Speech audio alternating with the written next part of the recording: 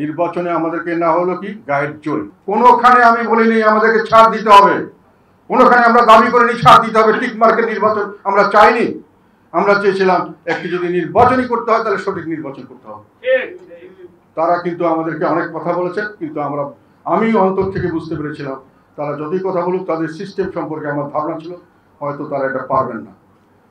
সেই কারণে আমাকে বলা হয়েছিল যদি আপনি স্যাটিসফাইড না হন লাস্টের দিকে আপনি উইথড্র করে নেবেন, এবং আমি 17 তারিখে উইথড্র করার জন্য সমস্ত প্রিপারেশন নিয়েছিলাম 16 তারিখের মধ্যে। সেইভাবে গোপন রেখেছিলাম যাতে করে জানলে যদি বাধাপ্রাপ্ত হই, এবং আমি প্রেসকে রেখেছিলাম, বলিনি কেন রেখেছি। আমি চিঠিপত্র ঠিক করে রেখেছিলাম, 2-1জনকে খেলে আমাদের পার্টির 2জনকে বলেছিলাম, আমি চিঠিপত্র 2জনের হাতে দিয়ে দিয়েছিলাম। একজন হলো আমাদের রংপুরের মেয়র মোস্তফা, আর একটা হলো রেজাউল ইসলাম ভূঁইয়া, যে একজন না পেলে আরেকজন চিঠিতে দিতে উইথড্রল লেটার।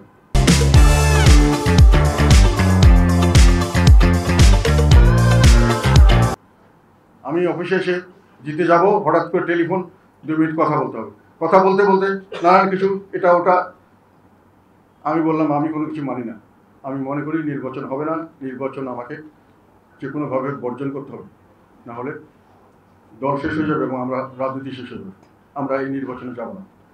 তখন বাইরে এসে যখন আমি বলা হলো যে ঠিক আছে না গেলে কিন্তু নির্বাচন আমরা যেভাবে হোক করবই, আপনি কিন্তু সমস্যা করবেন, ঝুঁকিতে পড়বেন, ঝুঁকি ঝুঁকি। তখনকার দিনে ঝুঁকি অর্থ বুঝো,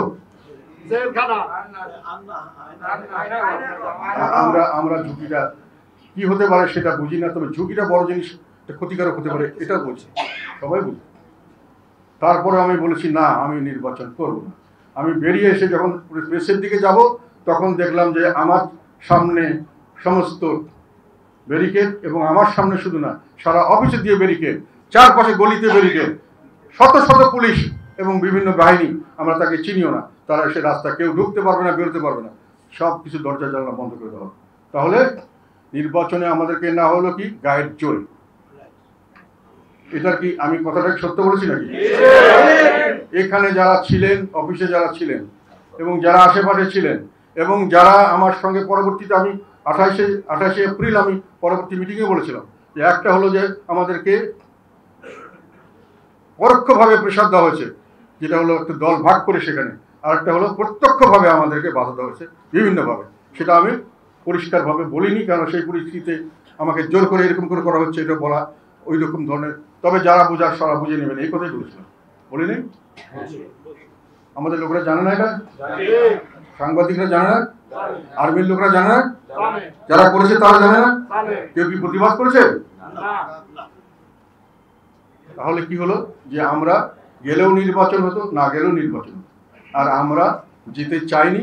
আমাদেরকে পরোক্ষভাবে প্রেশার এবং প্রত্যক্ষভাবে প্রেশার দিয়ে নির্বাচনে নেওয়া হয়েছে।